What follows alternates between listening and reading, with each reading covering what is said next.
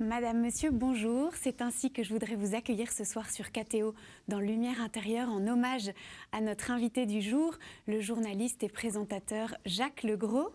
Bienvenue. Bonsoir, merci. Alors, Madame, Monsieur, bonjour. Vous avez dit ça combien de fois? 2000 fois au journal de 13h sur TF1? Je n'ai pas compté, je ne veux pas compter, mais beaucoup. Vous avez en tout cas senti l'accueil de KTO pour vous avec ce mot qui est quand même voilà. votre et que je peux signature. Répéter, Madame, Monsieur, bonjour. Voilà. Donc c'était pas écrit cette destinée, Jacques Legros, d'être journaliste. Alors, ce petit garçon du Pas-de-Calais. J'aime bien le mot destinée déjà, ouais. Parce qu'une destinée, un destin, ça se construit aussi. Ouais. Avec sans doute une part de chance, mais ça se construit d'abord. Ouais. Non, c'était pas écrit du tout, parce que ce petit garçon mon village Nord. était du Pas-de-Calais, ouais. était un village de 3000 habitants à peu près, dans le pays minier, avec un terri, c'est une montagne de charbon, hein, pour ceux qui ne connaissent pas, les corons, et j'allais à l'école en passant devant le puits du 5, pour aller dans une école qui était peuplée à 80% d'immigrés polonais qui étaient venus travailler dans les mines. Donc un univers plus proche de celui de Zola que de celui d'aujourd'hui. Évidemment, tout ça a bien changé, avec la fermeture des houillères notamment, mais à l'époque, on voyait passer les mineurs tout noirs, qui ont encore leur casque sur la tête, sur leur vélo, quand ils sortaient de la mine, après avoir été au fond, comme on dit, et qui rentraient chez eux. C'était un monde où la classe ouvrière, les ouvriers avaient encore un sens. C'était des vrais ouvriers.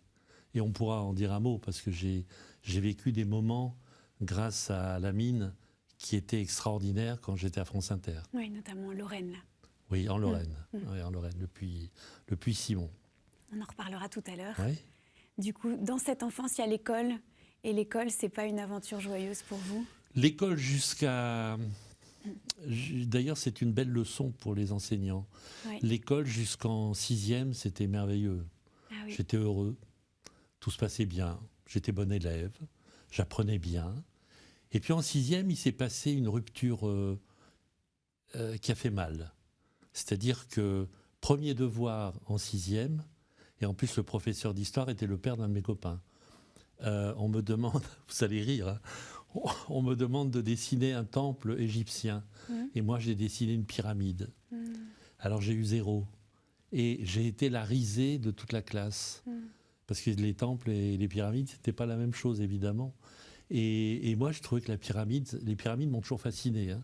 Et je trouvais que c'était beau, mais j'avais suivi mon intention, j'avais suivi mon envie, et pas l'énoncé du devoir. Mais ça a été une blessure. Une humiliation. Et c'était pas la dernière humiliation, c'était la première seulement. Et ça a créé une rupture en moi. Et à partir de ce moment-là, je suis devenu plutôt mauvais élève. Vous avez perdu confiance en vous? J'ai perdu totalement confiance. Et puis j'ai été blessé surtout. J'ai été blessé parce que j'ai un orgueil assez présent. Et ça m'a blessé tout simplement. Et je ne supportais pas d'être blessé. Et puis il y a eu ce directeur d'école qui vous a violemment humilié. Proviseur. Ah oui. Ah, ça, c'était plus tard. Parce que... Au lycée, ça, c'est ça? Oui, c'était au lycée. J'avais fait 3 fois la classe de seconde. Et à la 3e tentative, le proviseur me convoque devant tout le lycée sur l'estrade. Et il me montre, pas en exemple, en contre-exemple, en disant, voilà, si vous faites comme lui, vous n'arriverez à rien dans la vie. Vous serez des moins que rien, etc. Regardez, lui d'ailleurs je ne veux pas le garder, il va partir. Quelle violence. Et là j'ai eu la honte de ma vie, la honte de ma vie. Alors, j'ai consommé la fracture avec l'école qui existait déjà. Et là j'ai commencé à me battre pour accepter l'école et les études après. Donc vous diriez qu'ensuite il y a une forme de revanche vis-à-vis de ce directeur. C'est ça. Ce proviseur, l'envie de prouver à qui voulait l'entendre, et à commencer par mes parents sans doute, que j'étais pas si idiot que ça, et qu'on pouvait quand même en tirer quelque chose. Ce qui est incroyable d'ailleurs, parce que la suite a prouvé que j'étais vraiment pas si bête que ça. Et est-ce qu'il l'a su? Est-ce qu'il l'a su? Non. Ça serait- Non, mais à l'occasion d'un déjeuner d'anciens De cette école? du lycée, j'ai rencontré la fille de ce proviseur qui avait lu le livre et qui m'a dit quand même, là, vous y êtes allé fort sur mon père. J'ai dit non, il y a prescription. N'en parlons pas tous les deux. Vous n'y êtes pour rien et moi pareil. Après, vous dites pas son nom. Donc, Non. Mais elle a bien compris de qui je parlais. Oui. Et j'ai dit, il y a prescription, mais en même temps, vous savez, les blessures de l'enfance sont celles qui ne cicatrisent jamais. Oui. Elle l'a accepté. Oui. Et on a déjeuné côte à côte. C'était beau quand même. Très. C'est une belle histoire. C'est une forme de cicatrisation. Oui, c'est Oui. une histoire de cicatrisation. Oui. Mais il ne faut jamais que les parents, les adultes Humilier l'oublient. les enfants. On humiliait. Parce que j'animais une émission sur la fessée, etc. Récemment, la semaine dernière, je crois. Faut-il donner une fessée à un enfant, etc., etc. Et je disais, mais vous savez, les mots sont parfois font bien plus mal et sont souvent bien plus violents qu'une petite tape sur les fesses. Alors évidemment, il ne s'agit pas de battre un enfant. On en est loin, ça n'a strictement rien à voir. Mais une petite tape sur les fesses en disant, là, il faut que tu t'arrêtes quand même. C'est tellement plus éducatif, j'ai envie de dire, c'est mon point de vue, hein, que des mots méchants, que des mots blessants, que tu n'arriveras à rien, que j'ai entendu ça toute ma vie. C'est pas pour toi. Tu n'y arriveras pas. Il ne faut pas essayer. C'est pour ça que j'ai tout essayé par la suite. Il fallait même pas que j'essaye. C'est blessant, ça. Ça n'a l'air de rien. Hein. C'est pas un gros mot, c'est pas vulgaire, c'est pas violent, mais ça fait très mal. Parce que ça ferme des portes et des fenêtres. Voilà. Et on ne peut pas m'enfermer. Alors, vous avez quand même écrit un petit article dans La Voix du Nord. C'était ça votre premier... Ouais, enfin, ça, c'est un peu le mythe. Parce que, Ah oui, c'est vrai que c'est un peu le mythe. Oui, c'est un peu le mythe parce que je ne nie pas du tout. Hein, mais j'étais, je crois que c'était au collège, hein, oui, je crois, en 4e ou je ne sais plus. Et j'avais toujours cette envie de raconter ce que je voyais. Et j'avais pris mon petit Instamatic Kodak, vous savez, en noir et blanc, avec des photos bien pourries, il faut bien le dire. Et j'ai accompagné ma classe une première fois au Palais de la Découverte à Paris et une deuxième fois dans une pisciculture. Et j'ai fait mes petites photos, j'ai écrit une légende à la photo et je suis allé frapper à la locale, la rédaction locale de La Voix du Nord. Et quand ils m'ont vu entrer, j'avais 12 ans, oui, peut-être. Ils m'ont vu entrer, bon, ils ont bien ri, mais ils ont ri affectueusement. Ils n'ont pas ri pour se moquer. Ils m'ont dit, tiens, Ils ont trouvé ça touchant. C'est mignon. Oui, ils ont trouvé ça touchant. Et on dit, bon, écoute, on va la publier. Et ils l'ont publiée dans la page locale de Béthune, de La Voix du Nord. Et du coup, j'ai recommencé une deuxième fois. Alors, ce n'était pas un article, mais c'était une première tentative. J'avais mis un premier pied. Ça disait déjà votre goût.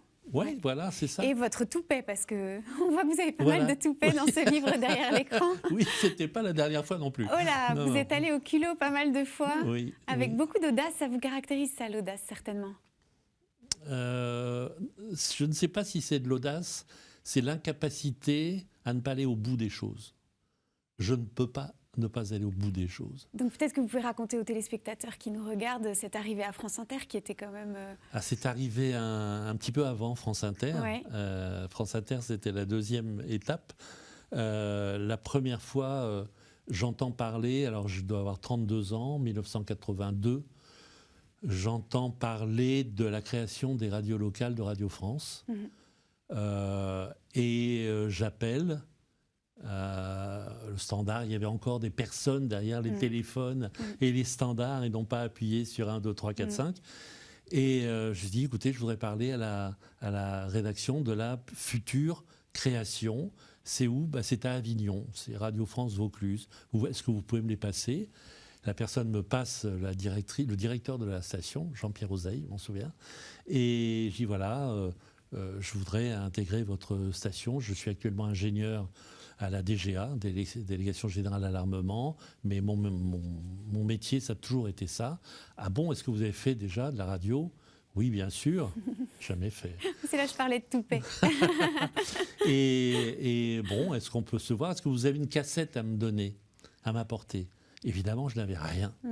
Donc j'ai bricolé un truc avec un copain. Avec un copain. Il y avait un studio au ministère de la Défense à Ballard et on a bricolé une émission. Et je ne pouvais pas faire une émission comme les autres. Et mon copain me dit, mais tu n'as qu'à raconter une histoire. Donc j'ai écrit l'histoire, j'ai mis un générique magnifique de Santana pour la musique. Et ça a beaucoup séduit la directrice des programmes qui avait travaillé à France Culture et qui trouvait que c'était quand même d'un niveau plutôt assez élevé, alors que ce n'était pas une radio locale. Hein. Donc ça n'avait rien à voir. Je ne dis pas que le niveau des radios locales n'est pas élevé, mais là, on a été carrément parti un peu perché, quoi. Et ça lui a beaucoup plu, j'étais engagé. Puis après, on m'a demandé, en revenant à France Inter, si j'avais ma carte de presse, et j'ai dit oui. Et j'ai inventé le numéro d'une copine qui venait me dire « Regarde, j'ai ma carte de presse ». J'avais mémorisé son numéro, et j'ai donné son numéro, et j'ai été embauché.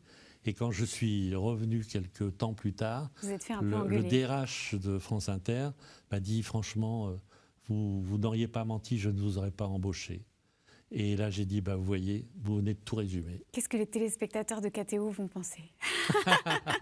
Que je suis un vilain, un voyou. Que vous êtes un voyou. Un voyou. Et après la radio, donc il y a eu quand même le lancement de France Info, qui était une aventure. D'ailleurs, c'est parti sur le mot aventure. Est-ce que tu as envie de vivre une nouvelle aventure? Voilà, et vous avez dit oui. Oui. Et j'étais en reportage pour France Inter à Saint-Pierre-et-Miquelon, parce qu'on voulait faire un Noël au bout du monde. Oui. Tout le monde se battait pour Mayotte, La Réunion, etc., etc. Des destinations plus au soleil. Oui. Et moi, je me souvenais du film Le Crabe-Tambour de Schoendorfer et la Prohibition, Al Capone, La Morue Joyeuse, etc. J'avais envie de découvrir ça. Mon raisonnement était tout simple. Je n'irai jamais en vacances à Saint-Pierre-et-Miquelon. Donc autant y aller pour le travail. Et j'ai passé 3 semaines là-bas, qui sont très mal terminées d'ailleurs. Je ne sais pas si on a le temps de raconter tout ça parce que c'est long. Mais, et du coup, je rentre et quelqu'un entre dans la rédaction, je préparais le journal, il me dit, je te présente Jacques Legros. Il est bien. Et le nouveau patron dit, ouais, peut mieux faire. Le lendemain, il m'appelle dans son bureau. Je me suis dit, j'ai dû faire une grosse bêtise et je vais prendre un savon. Et il me dit, écoute, je vais devoir te retirer de l'antenne.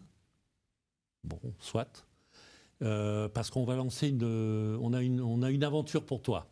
Je dis oui, bien sûr, une aventure, mot magique. Mais oui, mais je te retire du journal de France Inter le matin. Tu te rends compte? C'est pas grave, peu importe. Une aventure, c'est une aventure. Et ça lui a plu. Oui, oui. Et c'était Jérôme Bellet. Et c'était la création de France Info. Jérôme que j'ai retrouvé après à la création de LCI en télévision. Parce qu'entre-temps, justement, il y a eu la télévision. Parce qu'entre-temps, il y a eu France Info, il y a eu France Inter, il y a eu RTL pendant 7 ans. Avec là aussi des aventures touchantes, vraiment. Human Bomb à l'école de Neuilly. L'inauguration du TGV Nord, et puis j'ai beaucoup bourlingué à cette époque-là. L'Égypte, le Caire, Arafat, etc. Vous avez vu des temples et des pyramides, là. Oui, j'ai vu enfin les pyramides que j'avais si mal dessinées. Et puis, c'était ma revanche. Oui. Et puis, donc, 7 ans et demi d'années merveilleuses avec Philippe Labro à RTL.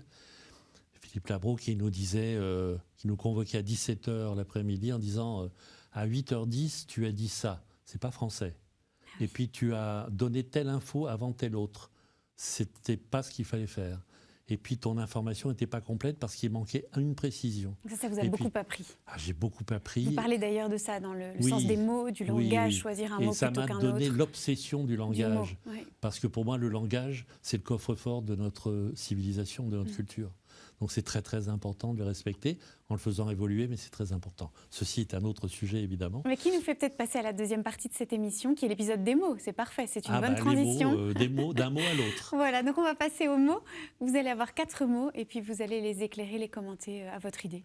D'accord. À tout de suite. Vous m'abandonnez? Je vous abandonne et vous entendez simplement ma voix. D'accord.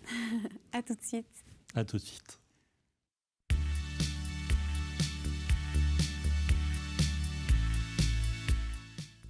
Nous sommes toujours sur KTO dans Lumière intérieure, avec vous, Jacques Legros.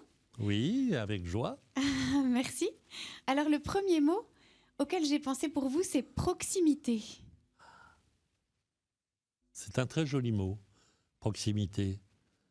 C'est un mot que je chéris et que j'essaye d'appliquer le plus possible, mais je n'ai pas vraiment à me chercher parce que toute ma vie a été une vie de proximité avec mes racines, avec mes origines, avec le public.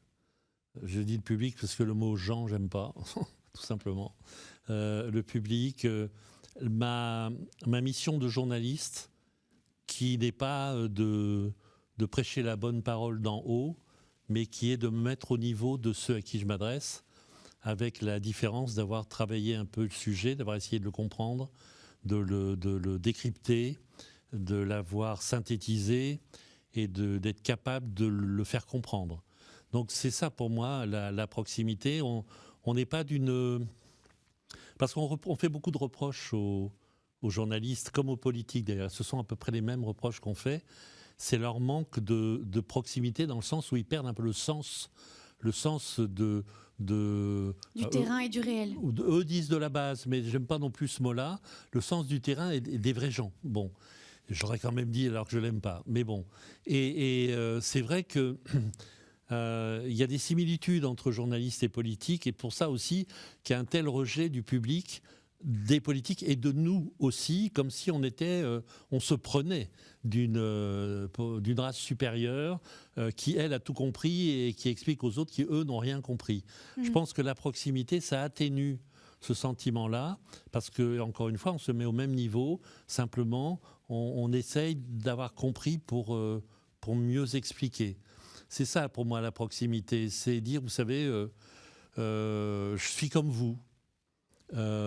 J'ai des origines comme vous, j'ai un mode de vie comme vous, je vais faire mes courses comme vous, je prends à Paris en tout cas le métro comme vous, et je le fais vraiment. J'ai la même vie que vous, je ne vais pas pleurer, hein, mais j'ai la même vie que vous, et du coup je vous comprends, j'essaye en tout cas de vous comprendre avec le plus de sincérité possible.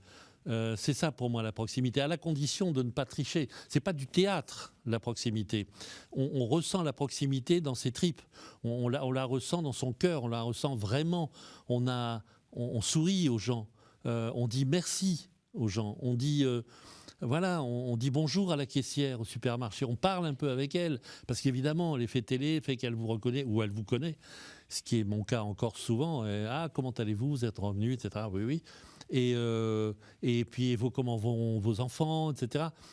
C'est pas intéressé comme remarque, c'est simplement que je le dis avec sincérité. Alors on sent ça très bien dans un épisode particulièrement dans votre livre, quand vous y avez fait allusion tout à l'heure, quand vous rencontrez ces mineurs de Lorraine et cette famille qui a perdu son fils, et vous dites que vous n'avez pas pu retenir vos larmes. Alors ça, c'est le plus bel exemple qu'on puisse, je pense, donner de la proximité et de la sincérité. Il faut joindre les deux mots. C'est qu'effectivement, je vais couvrir la catastrophe du Puy-Simon. 12 jeunes mineurs tués au fond par un coup de grisou. Et on m'a dit, écoute, vas-y, parce que toi, tu viens de la mine, donc tu sauras en parler. Ce qui était vrai, d'ailleurs. Et je pense avoir su en parler parce que n'importe quel autre reporter serait resté 3 jours ou le temps des obsèques, mais enfin, moins d'une semaine. Et moi, je suis resté 3 semaines. Et à la toute fin, j'ai été reçu par un couple qui venait de perdre son fils. Et ce couple de mineurs avait lavé la maison, avait tout fait propre, mis une nave neuve, etc., pour accueillir le monsieur de la radio. Et d'abord, j'étais touché, mais j'ai retrouvé mon pays à moi, où la fierté, c'est pas un vain mot. Et du coup, j'ai beaucoup de respect de ma part. C'était leur fils unique, qui devait se marier, enfin bref, histoire terrifiante. Et puis, sur le chemin du retour, je reçois un coup de fil dans la voiture, Radiocom 2000 à l'époque, et on dit, écoute, vous êtes de retour là à Paris ? Oui, oui, on est de retour à Paris avec mon technicien. Si vous pouvez passer par l'Élysée, parce que le président a une déclaration à faire, il suffit de prendre un micro, le lui tendre, etc. Je me suis retrouvé sous les ors de l'Élysée, en face du président, quelques centimètres, c'était le président Mitterrand, avec mon micro, et j'ai pris sa déclaration. Je ne l'écoutais pas. Je ne l'écoutais pas parce que... Votre cœur était là-bas encore. Oui, et puis je n'en avais rien à faire de ces ors et du président de la République. Mon cœur et mon âme, comment dirais-je, tout de moi était encore avec ces mineurs que je respectais profondément. Je ne dis pas que je ne respectais pas le président de la République, mais il n'était pas plus haut qu'eux. Est-ce qu'il y a eu des choses difficiles à annoncer ou à présenter dans cette carrière de journaliste, Jacques Legros ?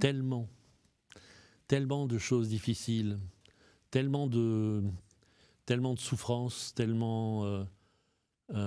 j'ai dû parler de tellement, oui, de souffrances, d'attentats, d'accidents. Vous dites que vous étiez toujours tiraillé entre la pudeur, l'empathie, la discrétion et puis la nécessité d'informer. Ouais, c'était un grand débat que j'ai eu avec certains patrons, mais c'était plutôt à la télé, qui me reprochaient d'être dans l'empathie, justement. Et je n'étais pas d'accord, parce que oui, bien sûr, il faut qu'on prenne un peu de recul pour être capable de parler objectivement de ce qu'on voit, de ce qu'on découvre, de ce qu'on rencontre. Mais en même temps, je suis désolé, on peut être journaliste et néanmoins citoyen, père, fils. On a un cœur et on ne peut pas l'empêcher de battre. Hein. Et là, j'avais un grand différent. Et c'est tout en étant journaliste, je suis resté d'abord homme. Ça m'a guidé dans certains choix de sujets que j'ai peut-être mieux traités qu'un journaliste froid, mais en même temps, ça m'a parfois desservi parce que j'y mettais trop d'empathie, oui. Alors, on va passer au second mot. Et ce second mot, il n'est pas très joli, mais vous en parlez très bien. Et ça m'a beaucoup intéressé et j'aimerais vous entendre là-dessus. Allons bon. C'est les réseaux sociaux. Il n'est pas beau ce mot. Mais vous avez une réflexion très intéressante à ce sujet, assez critique d'ailleurs. Et notamment, la première chose que j'avais vous demander, c'est vous parlez de la tyrannie de la superficialité avec ces réseaux sociaux. Pas que. Non, pas que. Pas que. Tyrannie de la superficialité, tyrannie de l'immédiateté, tyrannie de l'effet de masse, tyrannie de je parle, donc je suis, je dis, donc je sais, tyrannie de je décris, donc j'ai réfléchi. Tout ça est faux.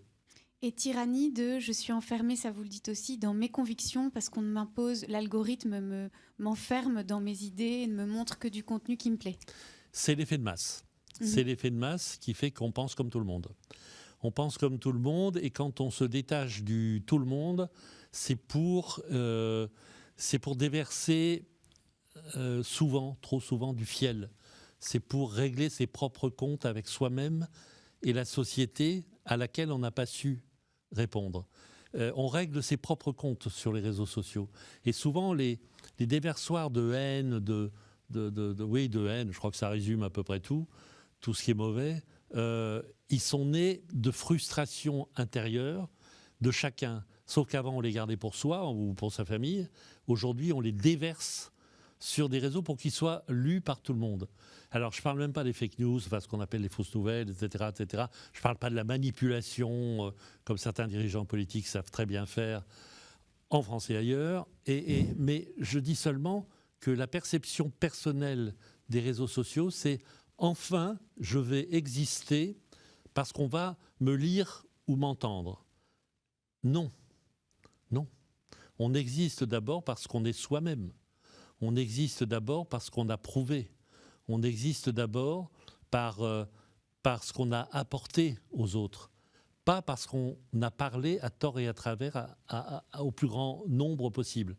Et alors, c'est le royaume des influenceurs, c'est les autoproclamés sachants qui ne savent rien, les autoproclamés vendeurs d'eux-mêmes alors qu'ils ne sont rien.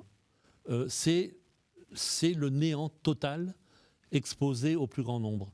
Les réseaux sociaux, pour moi, c'est un cancer de la société.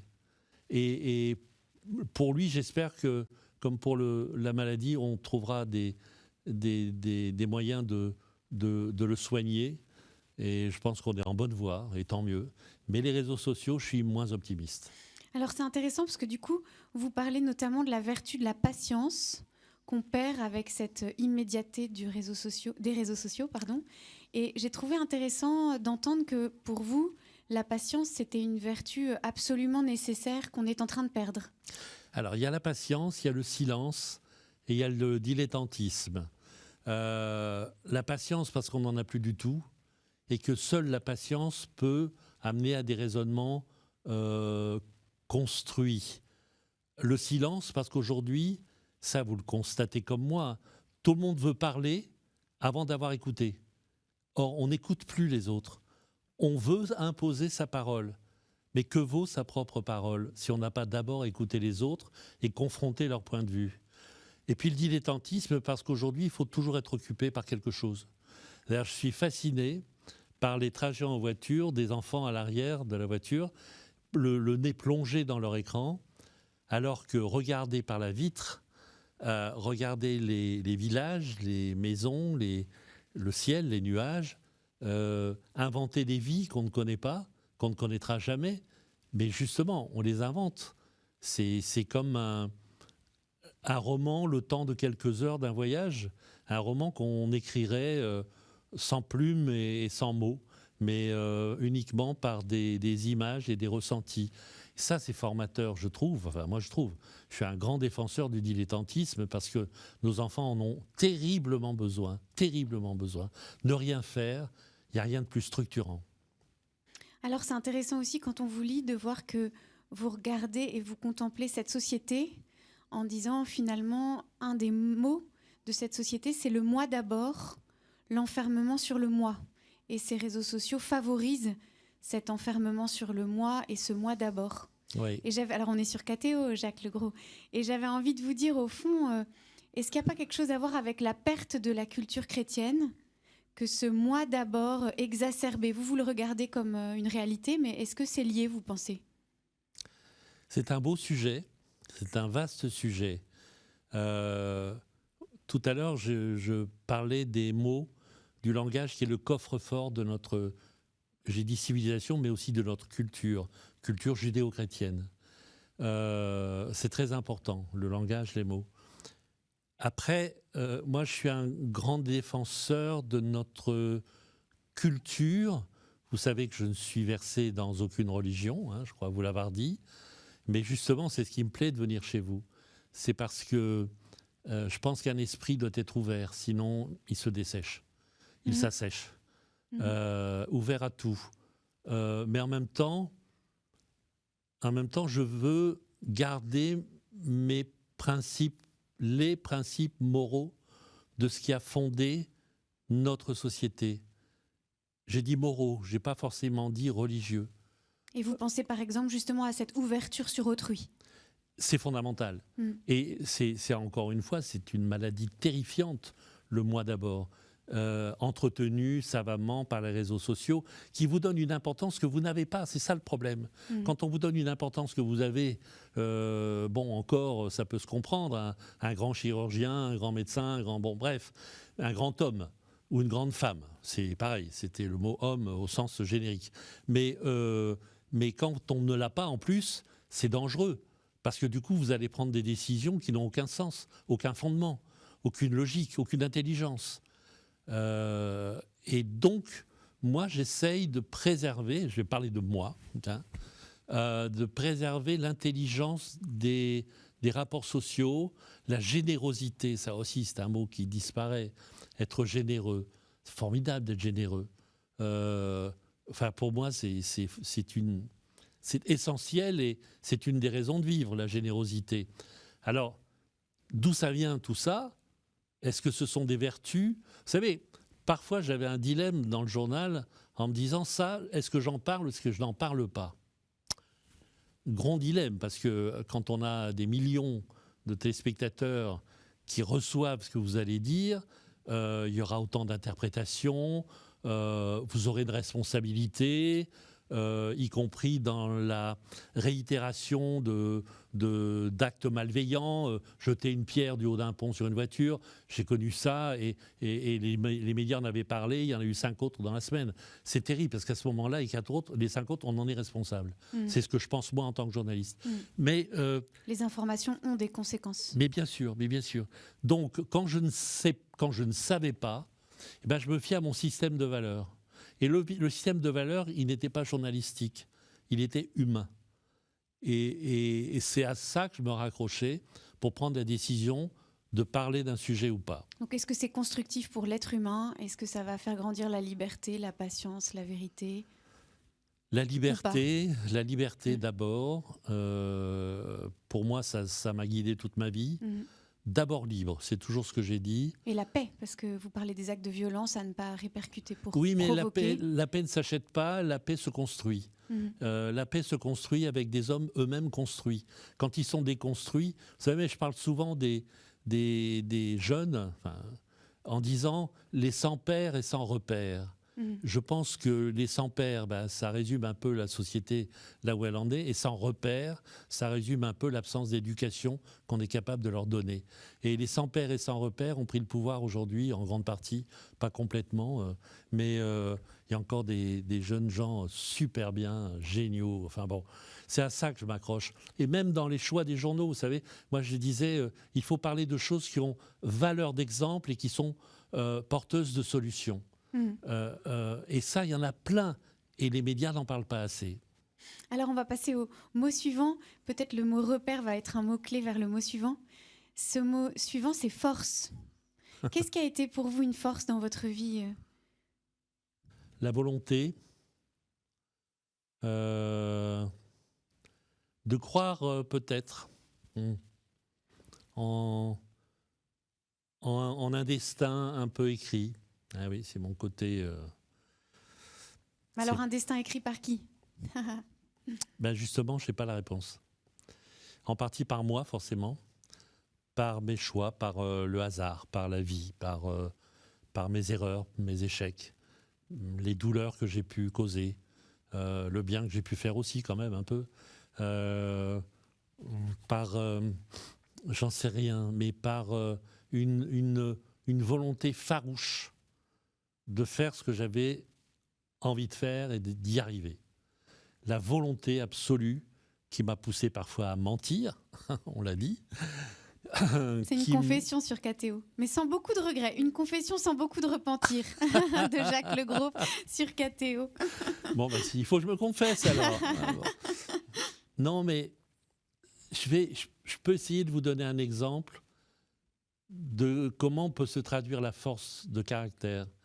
J'étais à Radio France Vaucluse, et le Vaucluse, ça vient de Val-Clos, et il y avait une résurgence à l'origine de la rivière la Sorgue, dont on ignorait la profondeur. Il y avait eu des plongées, des bathyscaphes miniatures, il y a eu plein de choses. Et puis un jour, une usine de Renault-Cléon avait fait une sorte de petit sous-marin et venait le faire, c'est un dimanche, et on m'avait envoyé à Radio France Vaucluse pour couvrir l'événement. Et puis, là, je me dis, mais cet événement-là, il est magique.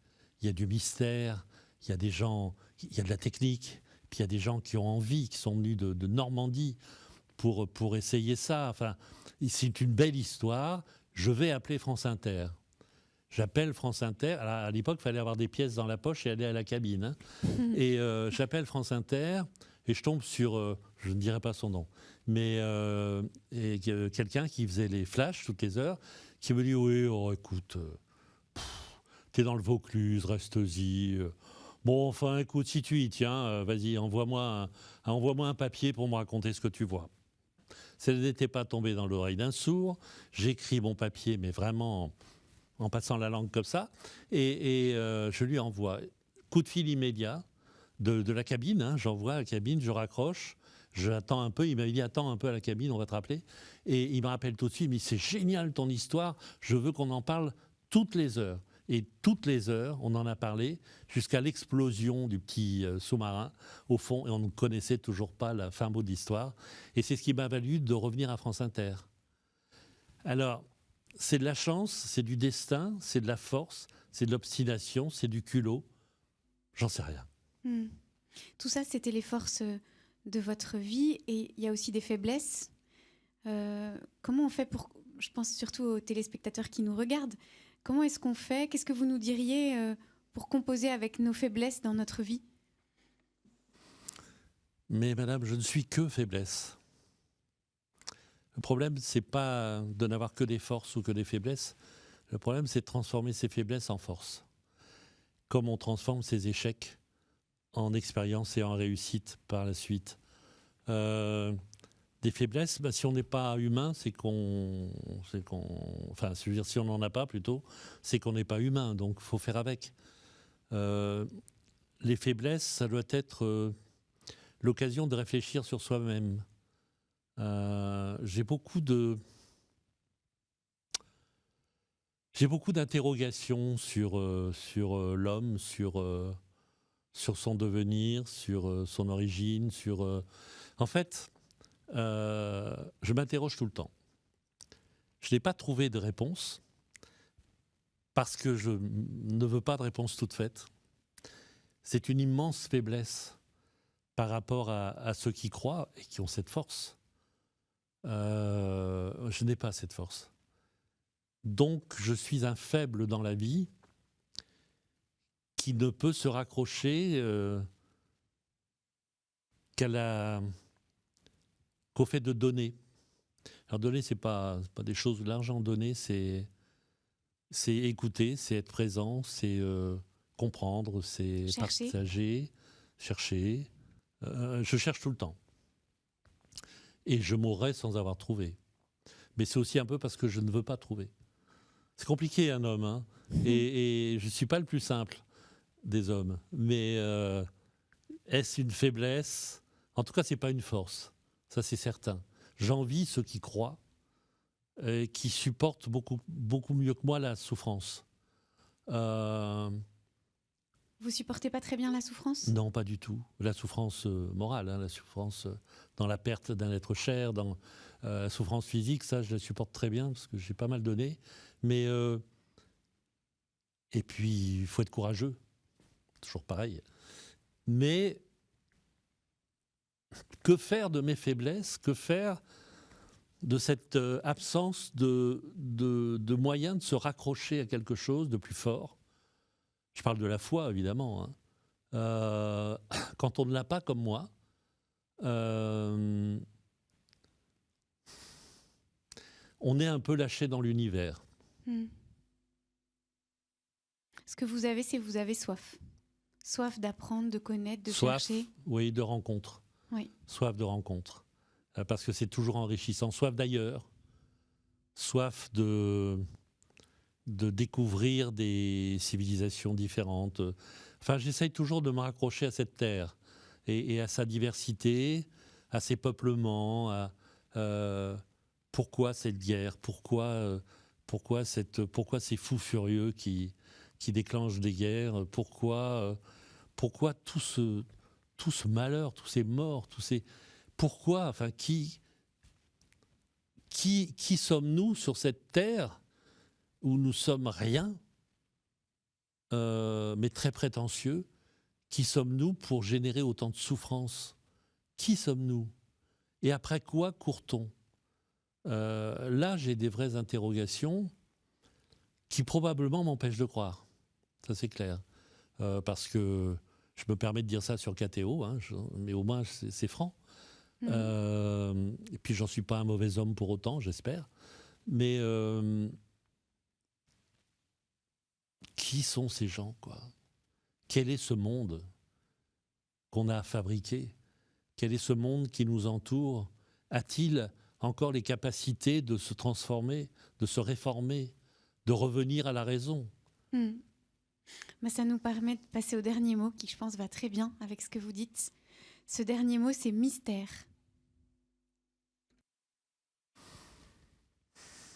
La vie est peuplée de mystères. Les mystères, alors moi en scientifique quand même, je ne suis pas que, mais quand même, les mystères de la matière, les mystères de l'univers, les mystères de la vie, les mystères... Le monde, enfin la vie elle-même est un mystère, et d'où vient-on, pourquoi, où va-t-on, enfin, mais je l'évoquais un petit peu Oui, avant. en fait, vous étiez déjà dans ce mot. J'étais déjà un peu dans le mot mystère, parce qu'il résume quand même beaucoup de choses, le mot mystère. Bah, ce qui est proche de ce que vous disiez, c'est que le mot mystère, il y a à la fois quelque chose qu'on entreaperçoit, et puis quelque chose sur lequel on met jamais la main.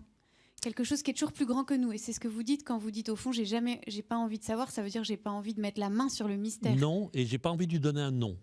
Et vous voulez pas lui donner un nom. Je ne veux pas lui donner un nom. Je veux que ça reste un mystère pur et entier. Parce que vous trouvez ça beau. Parce que je trouve ça trop facile. Oui, c'est beau. C'est pas pour la beauté du mystère qui vous reste autre. Non, le mystère n'est pas forcément beau. Le mystère on doit essayer de l'élucider, on doit essayer de le comprendre, le mystère. C'est un peu ma petite mission à moi, de prétentieux humain. Et de journaliste. Oui, aussi, ça doit jouer, ça aussi. Mais d'ailleurs, j'avais envie de vous demander si vous aviez vécu au temps, par exemple, de Jésus de Nazareth. Est-ce que vous auriez eu envie d'enquêter sur cette histoire et de vous dire, est-ce que la résurrection, c'est possible ? Madame, je ne l'aurais pas enquêté sur cette histoire, je l'aurais suivie. C'est très différent. C'est-à-dire ? Je n'aurais plus été journaliste, j'aurais été acteur. Vous auriez été disciple de ce Jésus de Nazareth ? Oui, probablement. Oui, Pourquoi ? probablement. Parce que vous le trouvez beau ? Parce que je le trouve mystérieux, parce que je trouve hors de tout système, hors de toute logique, simplement humaine, hors de toute civilisation fermée. C'est l'ouverture même. C'est l'ouverture même. C'est l'ouverture même sur les mystères de la compréhension de plein de choses, et en même temps, c'est l'acteur humain parfait, enfin, c'est l'acteur humain qui a tout compris. C'est l'homme parfait. C'est l'homme, j'aime pas le parfait encore, c'est l'homme qui a tout compris. Et donc vous l'auriez suivi ? Moi, je l'aurais suivi. Ah oui. Et aujourd'hui, non ? Je me serais engagé. Aujourd'hui, il faut m'en trouver un. Un Jésus de Nazareth. Sauf s'il est ressuscité et qu'il est toujours là. Oui, ça, mais c'est pareil, il va falloir me le montrer quand même. Oui, je comprends. Mais vous comprenez ce que je veux dire. Oui, c'est pour ça d'ailleurs que j'avais envie de vous demander si, comme journaliste, vous auriez vérifié cette résurrection, qui est quand même le cœur de la question. Non, je n'aurais pas été journaliste à ce moment-là. J'aurais pas été journaliste, j'aurais été disciple. Allez comprendre. C'est très joli. Vous écrivez « La béatitude n'est pas de ce monde ». Ça, c'est de vous, hein, c'est de Jacques Le Gros, c'est pas d'un théologien. La béatitude n'est pas de ce monde. Et j'ai envie de vous demander, puisque c'est la fin de ce mot, est-ce qu'elle est d'un autre monde ? Je ne crois pas. Je ne crois pas. Je pense qu'elle est d'aucun monde. La béatitude, mais on peut quand même essayer de l'exercer un peu, même si elle n'est pas de ce monde. Malheureusement, je crois qu'on l'a perdue. Je pense qu'elle a pu être de ce monde, mais il y a trop de connaissances, trop de sciences, trop de tout qui a un peu tout gâché. En fait, comme une forme d'orgueil. Oui, et puis de mouvements ininterrompus et qu'on n'interrompra pas de la connaissance, de l'évolution, comme on dit. Même entre ce que j'ai connu dans mon enfance et aujourd'hui, mais il y a un univers. Et la béatitude, ça suppose d'être un peu dépouillé. La béatitude, ça suppose... ça suppose donc la pauvreté, vous dites ? D'avoir faim et soif. D'avoir faim et soif. Et là, oui. C'est une béatitude. En tout cas, on s'en approche. On s'en approche parce que on a une vision du monde qui est désintéressée, qui n'est pas calculée. Qui est pure. On a un cœur pur. Pur, je ne sais pas, mais qu'on est à même de recevoir dans toute sa simplicité, dans toute son authenticité. La béatitude, c'est quelque chose que je trouve magnifique. que j'essaye d'exercer un peu parfois, ça se rapproche du dilettantisme, vous savez. Quand j'évoquais le fait de regarder par la vitre du train, ça pousse un peu vers une forme de béatitude parce qu'on oublie tout le reste. Donc une forme de contemplation.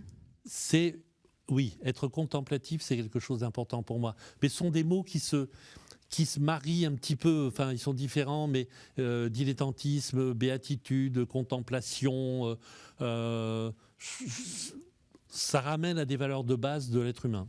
Et donc en fait, la béatitude a quelque chose avec la joie, quelque chose à voir avec la joie et avec la pauvreté pour vous.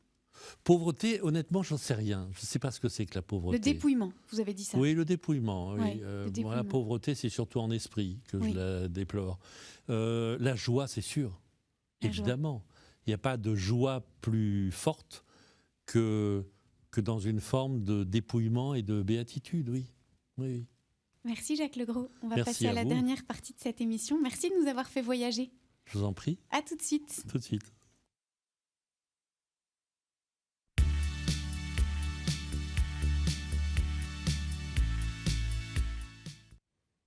Alors, vous êtes toujours vivant, Jacques Legros? Tout juste. À moitié mort. Presque. Vous avez trouvé ça difficile? Non, j'ai trouvé ça passionnant. C'est pour ça que j'ai voulu vous rencontrer aussi, d'ailleurs. Parce que je sentais bien qu'on allait aller au fond des choses et sortir un peu des médias. Donc, voilà. Alors, quel est le mot que vous avez aimé? Vous disiez que les mots, dans l'intervalle là, que les mots étaient... Force, j'ai bien aimé force. Et béatitude, enfin, il n'y avait pas le mot béatitude. C'était mystère, mais vous aimiez béatitude. Oui, j'aimais bien béatitude. Parce que ça nous manque terriblement. La béatitude. C'est beau comme mot en plus. Est-ce que vous connaissez les béatitudes dans l'évangile de Matthieu? Non. Parce qu'en fait, vous les avez récitées. Ah oui. Oui, c'était impressionnant. Moi, je pensais que vous faisiez un peu exprès. Vous ne faisiez pas exprès? Non, pas du tout. C'est heureux les pauvres de cœur. Oui. Et en fait, il y a des traductions qui disent les pauvres en esprit. Et vous avez dit, oui. Je préfère la pauvreté en esprit. Oui, et c'est l'expression de saint Matthieu. Bon. Heureux les cœurs purs. Les cœurs purs, oui, ça me parle. Et les ça. pauvres en esprit, c'est ceux qui sont dépouillés. Oui. Ah, vous n'avez pas fait exprès? Non. C'est joli. Il y a heureux les doux. Ça vous parle, heureux les doux? Heureux les doux, oui. Oui. Et il y a heureux les miséricordieux. Oui, c'est plus... Oui. Qu'est-ce que c'est la C'est miséricorde? moins un mot à moi, ça. Oui, Le pardon. oui, bien sûr. Heureux ceux qui ont faim et soif. Voilà, je l'ai dit, ça. Vous l'avez dit. Mm. Vous voyez? Mmh. En fait, vous êtes Quand j'ai peut-être dit déjà évangéliste, disciple de Jésus. Oui, et voilà. J'étais Vous l'êtes, fait en fait. pour. Je me suis trompé d'époque, je suis désolé. Saint-Jacques, oui, pourquoi pas. C'est joli quand même. Oui, c'est joli. C'est joli. Mais vous savez, des valeurs, c'est des valeurs. Hein. Il y a quelque chose d'éternel de toute façon. Ah oui. Oui, on voit bien, Mais qui traverse sûr, toutes les et époques. d'universel. Et surtout d'universel. Et d'universel. Donc, Qui parle au cœur humain en fait. oui. Oui. Oui. Mais ce qui m'épate, c'est que comme journaliste, la résurrection, ça ne vous rend pas curieux? Pas du tout. Ça m'étonne. Pourquoi? Parce que c'est immense si Jésus de Nazareth est ressuscité. Oui, mais j'y crois pas. Oui, mais pourquoi vous n'avez pas envie de savoir, de réfléchir, de chercher? Je pense que d'autres ont essayé de chercher. J'ai le souvenir d'émissions très difficiles d'ailleurs dans ce domaine. Non, je n'ai pas envie de m'attaquer à ce mystère. Ouais. J'en ai d'autres. Ouais. D'autres qui seraient quoi? Qui seraient des mystères tout bêtes, du quotidien. De la vie. Oui, les mystères de la vie. Ouais. Je m'interroge beaucoup sur la nature humaine, moi, vraiment. Ouais. Tantôt, elle m'encourage, tantôt, elle me déçoit. Ouais. Elle vous Tantôt, attriste. elle me... Oui, et j'arrive pas à trouver le fil qui pourrait rendre à l'humanité un peu de bon sens et de générosité, quoi. J'ai évoqué les guerres. C'est un mystère pour moi, les guerres. C'est un mystère. Réitéré à chaque génération. Mais bien sûr, et à chaque fois avec des morts, et à chaque fois avec de la souffrance, à chaque fois avec des enfants, à chaque fois, enfin, et on recommence. Ça, c'est une chose qui reste pour moi un mystère, qu'on ne soit pas capable à un moment de dire stop et de progresser. Toute la technique progresse. Comme si on était enfermé dans mais pas l'homme. Ouais. Donc il y a un moment, il risque d'y avoir un déphasage, d'où les robots, etc.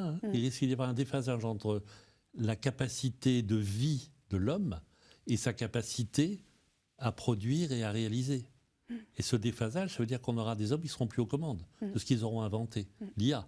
Et donc très angoissant. Donc très angoissant. C'est ça qui, moi, m'intéresse plus que tout. Alors là, nous terminons cette émission et j'avais envie de vous poser une dernière question.